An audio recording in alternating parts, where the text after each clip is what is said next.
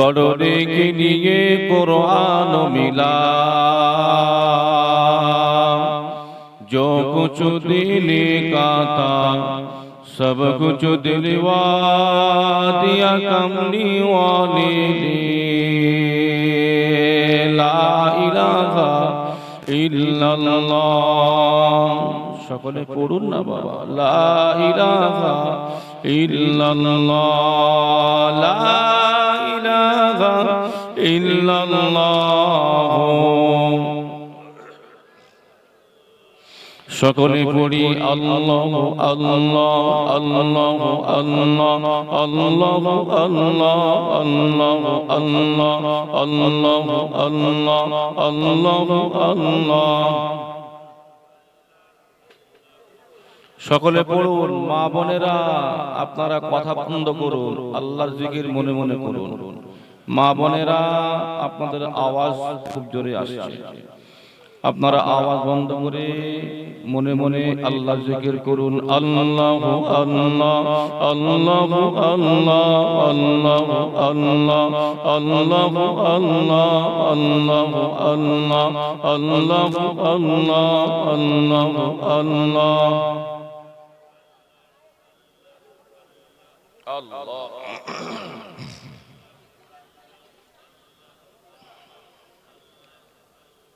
জায়গায় বসিয়েছেন, যে জায়গা সম্বন্ধে আমার আপনার দয়ার নবী হাবিবুল্লাহ জনাবে মুহাম্মদুর রাসূলুল্লাহ সকলে বলুন সাল্লাল্লাহু আলাইহি ওয়াসাল্লাম পাক জবানে বর্ণনা করলেন। ইযা মারাতুম বিরিয়াযুল জান্নাহ ফাতাউ কিলা ওয়া মা রিয়াযুল জান্নাহ ক্বালা হালাকুল যিকির। ও আমার সাহাবীরা, দুনিয়ার বুকে যখন তোমরা বেহেশতের বাগিচা দেখতে পাবে, ওই বেহেশতের বাগিচায় বিচরণ করবে। সাহাবীরা প্রশ্ন করলেন, ওয়া মা রিয়াযুল জান্নাহ, ইয়া রাসূলুল্লাহ হাবিবাল্লাহ হুজুর, দুনিয়ার বুকে বেহেশতের বাগান কোনটি? রাসূল বললেন, ক্বালা হালাকুল যিকির, যে জায়গায় আল্লাহ পাকের হামদ তারিফ প্রশংসা জিকির হয়, ওই জায়গাটা হলো বেহেশতেরই বাগান। একবার জোরে বলুন, আর একটু মন খুলে বলবেন না বাবা? সেই বিশ্ব নবীর মুখস্থিত বাণী অনুযায়ী এই যে আমরা যে জায়গায় এই মুহূর্তে এসেছি বসেছি, এই জায়গাটুকুকে কি বেহেশতের বাগান বলা যেতে পারে না পারে? বলেন, পারে তো নাকি? সাহাবীরা প্রশ্ন করলেন, ইয়া রাসূলুল্লাহ হাবিবাল্লাহ হুজুর, ওই জায়গায় গেলে কি হবে, কি পাবো? রাসূল বললেন, যদি কোনো ব্যক্তি ওই জায়গায় গিয়ে চুপটি মেরে বসে থাকে, আমার আল্লাহ পাক ওই ব্যক্তির জীবনে ছোট ছোট ছোট ছোট গুনাহগুলো মাফ করে দেয়।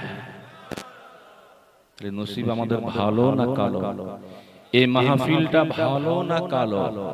যদি হলো ভালো, তো সব কোথায় গেল? কুছ কুছ হতা হ্যায় নাকি? বলে হুজুর আপনার বলা কর্তব্য আপনি বলে যান, কে কোথায় গিয়েছে না গিয়েছে ও সব খবর নেওয়ার দরকার নেই।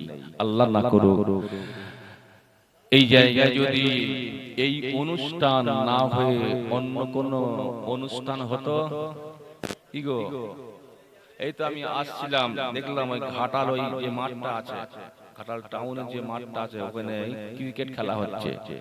চতুর্দিকে মানুষের মানুষের ছয়লা, মানুষে মানুষে গিজ গিজ গিজ গিজ করছে। ও জায়গা যদি হিসাব করে দেখা যায়, দেখতে পাওয়া যাবে শতকরা 80% মানুষ মুসলমান। আছে না নেই বলেন? আছে। কিন্তু মুসলমানের জায়গা যেগুলো মুসলমানের যাওয়ার প্রয়োজন, যে জায়গাগুলো যে অনুষ্ঠানে হাজিরা দেওয়ার প্রয়োজন, এই মুসলমান সে জায়গায় যায় না। ড্যান্স হাঙ্গামা এই বিভিন্ন ইত্যাদি ইত্যাদি খারাপ অন্যায় কাজে গিয়ে বসে তারা সময় দেয়। মুসলমানের বাচ্চা মুসলমান এই জায়গায় আসে না, বসে না।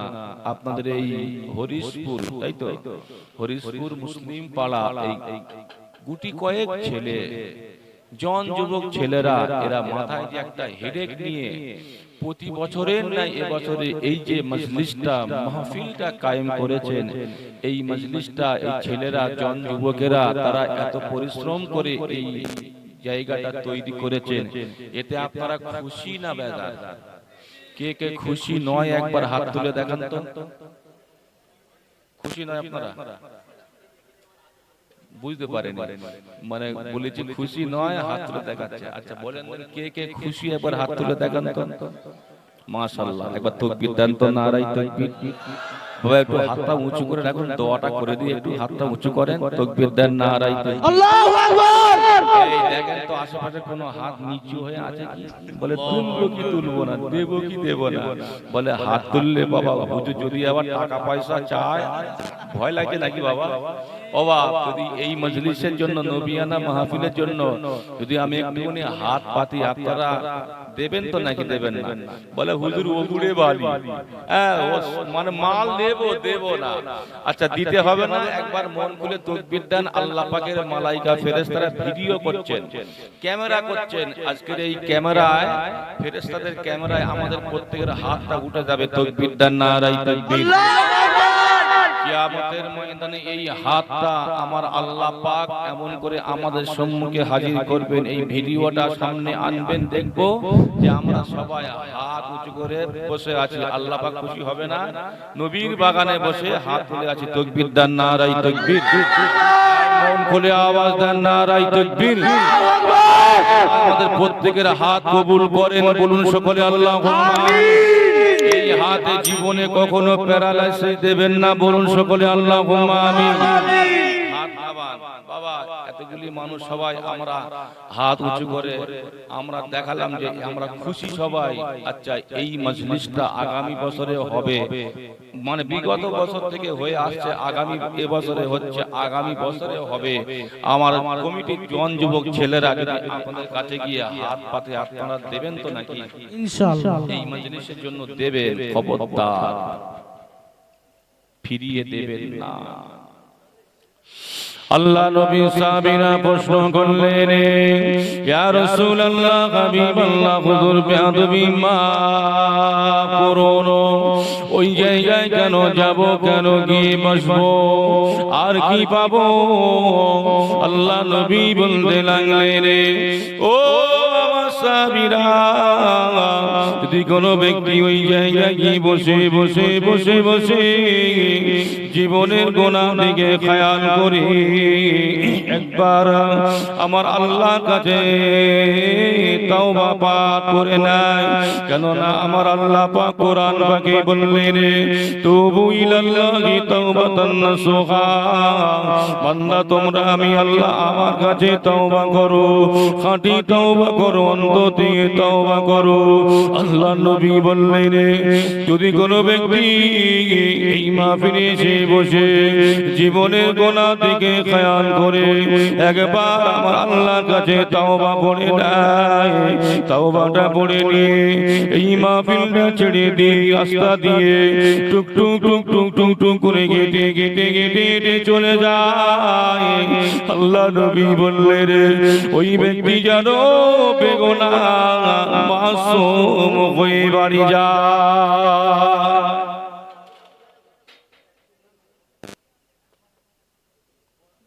কি গো, তাহলে মজলিস ভালো তো নাকি? এই জায়গা সবার পক্ষে জোটে না, সবার নসিবে হয় না। যার নসিব ভালো তারা এই জায়গায় আসতে পারে। আমি শুনছিলাম এখানে দুটো মুসলিম পাড়া আছে, তাই তো নাকি? দুটো পাড়া নিয়ে একটা পাড়া ছেলেরা বেশি উদ্যোগ তা নিয়ে এই মজলিস কায়েম করেছেন। আমি বলবো প্রত্যেক দুটো পাড়া মিলে মাহফিল করুন, সবাই হাজিরা দেবেন, সবাই শরীক হবে। আজ আমি আপনি বড় নসিবওয়ালা, এই দুনিয়ায় আমরা কেউ থাকবো না, সকলকে যেতে হবে, তাই তো নাকি? কেউ থাকবো না। জি, কি নিয়ে এসেছি আর কি নিয়ে যাব? এই যে আজকে আমরা নবীর মহব্বতে নবীর মাহফিলে এসেছি, বসেছি, সময় দিচ্ছি, এই জায়গাটা, এই আমলটা আমার আপনার সাথী সঙ্গী হবে, বলুন ইনশাআল্লাহ। ইনশাআল্লাহ। নামাজ পড়তে পারিনি, নামাজটা পড়তে হবে নাকি? নামাজ ছাড়া গতি নাই, নামাজ পড়তে পারিনি। জি, আচ্ছা বলেন নামাজ আগে না নবী আগে? তাহলে এই জায়গায় আসলে নবী পাওয়া যায়, তাই তো? নবীর মহব্বত হয়। তাহলে নবীর ওসিলা করে আমার আল্লাহ পাক নামাজ দিয়েছেন। নবী না আসতেন তাহলে আল্লাহ পাক নামাজ দিতেন না। তাহলে সেই নবীর আগে, নামাজের আগে কিন্তু নবীর মহব্বতটা অন্তরে রাখতে হবে। নামাজ কিন্তু আমি পড়তে মানা করছি না, আল্লাহর বিধান করতেই হবে, কিন্তু এই বিধানটা কিন্তু আল্লাহ পাক পাঠাতেন না, নবী না আসতেন। বাবা, আমরা যেদিকে 5 ওয়াক্ত নামাজ, যেদিকে ফিরে ফিরে মুখ করে 5 ওয়াক্ত নামাজ আদায় করি, ওই দিকটার নাম কি? কেবলার দিকে, তাই তো? কাবার দিকে, কাবা শরীফের দিকে ফিরে ফিরে নামাজ পড়ি। এখন বলেন জি, এখন কাবাকে বলেন যেদিনকে মানে আল্লাহ রাসূল ফতেহ মক্কা, যখন মক্কা ফতেহ করলো, বিজয় করলো, রাসূল আসলেন, সাহাবীরা সব আসলেন, কি খুশি, সব কি খুশি। রাসূলকে তো ওই মক্কাবাসীরা তাড়িয়ে দিয়েছিল না? মক্কাবাসীরা রাসূলকে তাড়িয়ে দিয়েছিল, মদিনায় থাকতে দেননি, থাকতে পারেননি অত্যাচারেতে।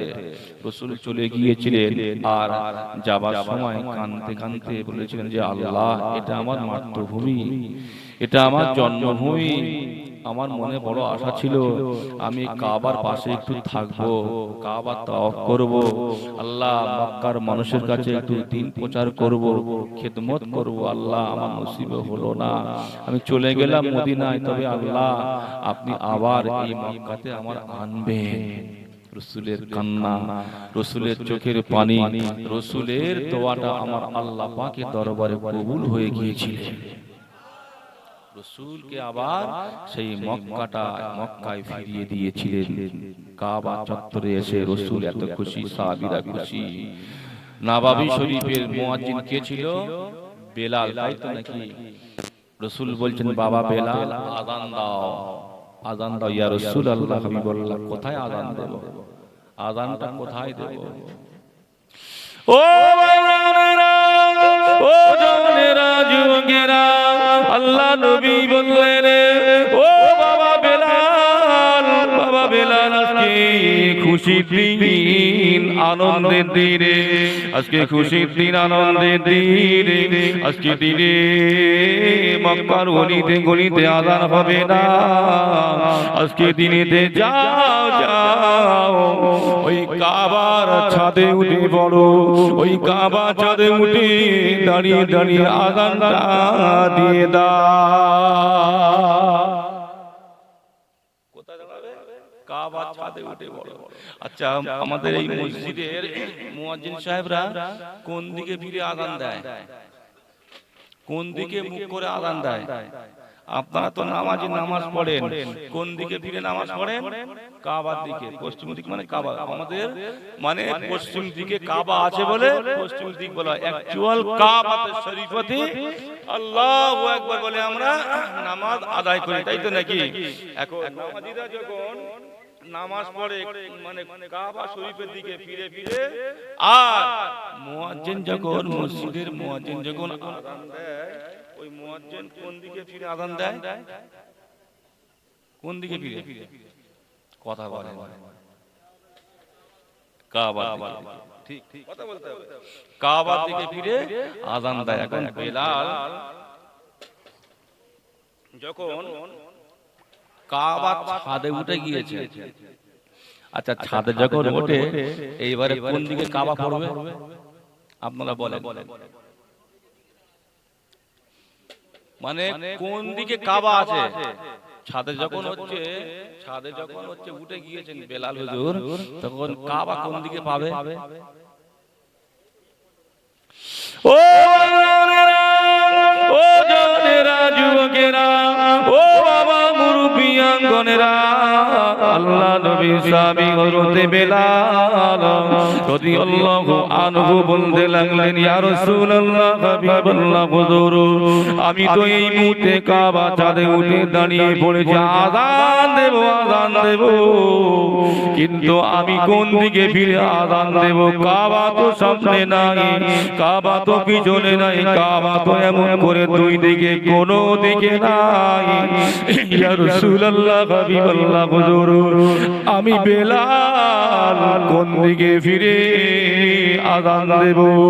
আল্লাহ নবী বলেছিলেন, ও বাবা বেলাল, ও বাবা বেলাল, তুমি এই মুহূর্তে তোমার নবীর দিকে তাকিয়ে তাকিয়ে ফিরে ফিরে মুখ করে আযান দিয়ে দাও। আর একটু জোরে বলুন, কেননা তোমার নবীকে আল্লাহ পাক কাবা তৈরি করেছে।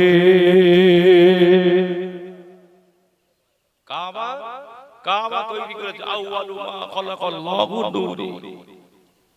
আল্লাহ পাক সৃষ্টির সর্বপ্রথমে আমাদের নবীর নূর মোবারককে সৃষ্টি করেছিলেন। সেই নবীর ওসিলা করে আমার আল্লাহ পাক কাবাও তৈরি করেছেন, দুনিয়ার বুকে পাঠিয়েছেন। তাই নয়? রসুলকে আল্লাহ পাক দুনিয়াতে পাঠাবে, সেই রসুলের ওসিলা করে আমার আল্লাহ পাক আসমান জমিন চন্দ্র সূর্য গ্রহ নক্ষত্র এক কথায় কুল কায়নাত সকল কিছুকেই তৈরি করলেন। বলুন সুবহানাল্লাহ। সেই নবীর জন্য তো আমার আল্লাহ পাক নামাজ দিয়েছেন। এখন নামাজ তো আমরা সবাই পড়ি, যদি নবীর মহব্বত অন্তরে না থাকে কি গো নামাজ হবে? হবে কি? এখন ঈমান আনতে গেলে শর্ত কি বলেন? শর্তটা কি? কলেমা পড়তে হবে, লা ইলাহা ইল্লাল্লাহু মুহাম্মাদুর রাসূলুল্লাহ, তাই তো? এখন আমি পড়লাম লা ইলাহা ইল্লাল্লাহ মুহাম্মাদুর রাসূলুল্লাহ পড়লাম না, কি গো ঈমান আনা হবে কি? নেই কোনো মাবুদ আল্লাহ ছাড়া, লা ইলাহা ইল্লাল্লাহ, তারপরে যে বাক্যটা আছে মুহাম্মাদুর রাসূলুল্লাহ, এটা পড়লাম না, ঈমান আনা হবে বাবা? হ্যাঁ, হবে না। তাহলে ঈমান আনতে গেলে ওই জায়গায় নবীকে বাদ দেওয়া যাবে না। আল্লাহ পাক নবীকে বাদ দেননি। তাহলে নবীর মহব্বত অন্তরে আমাদের রাখতে হবে। 99 না 100 আছে তো নাকি? রসুলের মহব্বত আমাদের অন্তরে রাখতে হবে। রসুলের মহব্বত অন্তরে রাখতে গেলে তাহলে কি করতে হবে? নামাজ বাদ দিতে হবে, তাই তো নাকি? নামাজ পড়া থেকে একটু দূরে সরে থাকতে হবে। রসুলের মহব্বত অন্তরে রাখতে গেলে দাড়ি ঘন ঘন চাঁচতে হবে, তাই তো নাকি? বলে হুজুর ওইটার বলবেন না, এখন যদি দাড়ি রাখি তো সব লোকে বুড়ো বুড়ো বলে, লাদেন চাচা বলে। দাড়ি এত সহজে রাখা যায়? কম বয়স আর এখনকার যদি আপনার কোনো দাড়িওয়ালা ছেলে, দাড়ি রাখনেওয়ালা ছেলে যদি মানে কোথায় দেখাশোনা করতে যায় বিয়ে করার জন্য, এখন বিয়ে করার জন্য মেয়ের বাপের পছন্দ দাড়ি রাখনেওয়ালা ছেলে, কিন্তু মেয়ের মায়েদের পছন্দ হয় না, তাই তো নাকি? বলে সর্বনাশ করেছে, আমার এই মেয়ের জন্য লাদেন চাচা কোথা থেকে এনেছো? এখন ছেলে দেখতে গিয়েছে মেয়েকে, এখন মেয়ের মা দরজার ফাঁক দিয়ে দেখে নিয়েছে ছেলেটাকে দেখে নিয়েছে দাড়ি আছে। এখন মেয়ের বাপ বলছে চা পানি দাও, বাড়িতে মেহমান এসেছে দেখাশোনা মেয়ের। এখন মেয়ের মা হাড়ি খোলা ঠোকাঠুকি করছে আর বলছে তুই দেখে দেখে এই লাদেন চাচা কোত্থেকে এনেছিস, ঠিক আছে চা দিচ্ছিস দিয়ে যা, আর জনমের মতো ওই ছেলে আর আনবি না। কি গো এমন চলছে না? যখন দেখাশোনা করতে যায় সেই সময় মানে আমরা যখন মানে মেয়ে দেখাশোনা করতে যায়, কি বলি? বলি মা তুমি কোরআন শরীফ জানো? জিজ্ঞেস করি তো নাকি? কিচ্ছু না জিজ্ঞেস করে, অন্তত কোরআন শরীফ জানো তুমি জিজ্ঞেস করে। এখন আমি তো কোরআন পড়তে পারিনি।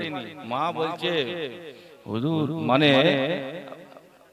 আব্বাজি বলবেন না, আমার 30 বার কোরআন খতম, 30 বার কোরআন খতম। বিভিন্ন রকম প্রশ্ন হয়, এর ভিতরে এই একটা প্রশ্ন থাকে, এখন তুমি যে ওই মেয়েটাকে পছন্দ করে বাড়িতে বাড়ির ছেলেকে বিয়ে দিয়ে বৌমা করে এনেছো, আনার পরে 8 বছর কেটে গেল, আচ্ছা 8 বছরে ওই তোমার বাড়ির বৌমা কত খতম কোরআন তেলাওয়াত করেছে একবার শুনেছো? শুনেছো একবার?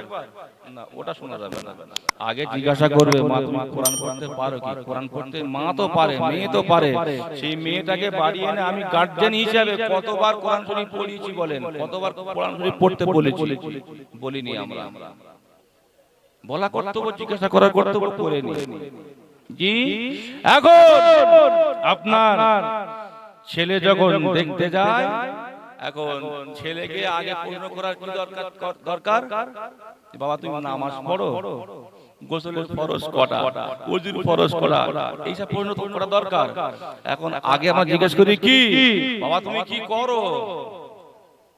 তুমি কি করো? যদি বলা হয় যে ছেলে ঘাটালের টাউনে দুটো দোকান আছে, বলে আর 5 কান করিস রে, গোপনে গোপনে কাজ সেরে দে। কি গো, যদি ছেলে যদি দাড়ি থাকে বলে ও লাদেন চাচা চলবে না। তাহলে ये মুসলমান মার খাবে না খাবে কোন মুসলমান বলেন তো নাকি? জি ও বাবারা, ও জনেরা, ও যুবকেরা, মুরব্বিয়ান গনেরা, ভুল আমাকে বুঝবেন না। আজকে দিনে আমি আপনি বড় নসিবওয়ালা, তকদিরওয়ালা, কেননা আজকে দিনে আমরা বিশ্বনবীকে ভালোবেসেছি, বিশ্বনবীকে মহব্বত করে বিশ্বনবীর মাহফিলে এসেছি, বসেছি বাবা। এই মাহফিলে বসে বসে বসে বসে কমপক্ষে একবার আমার আল্লাহ নবীর প্রতি দরুদ শরীফ পাঠ করেছি। দরুদ শরীফ পড়া মানে আমার নবীকে ভালোবাসা, দরুদ শরীফ পড়া মানে নবীকে মহব্বত করা বাবাজি দেখতে পাওয়া যায়।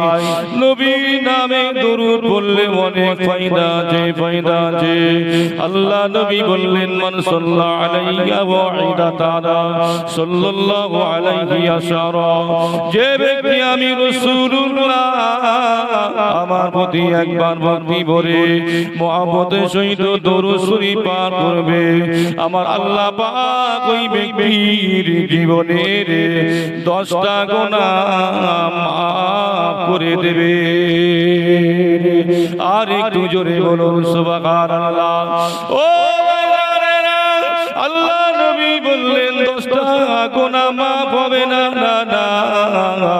আল্লাহ নবী বললেন যে ব্যক্তি আমি রাসূলুল্লাহ আমাকে ভালোবেসে আমাকে মহব্বত করে ওই মাহফিলে বসে বসে একবার দরুদ শরীফ পাঠ করবে, আমার আল্লাহ পাক ওই ব্যক্তির আমলনামাতে আরো 10টা নেকি লিখে দেবে।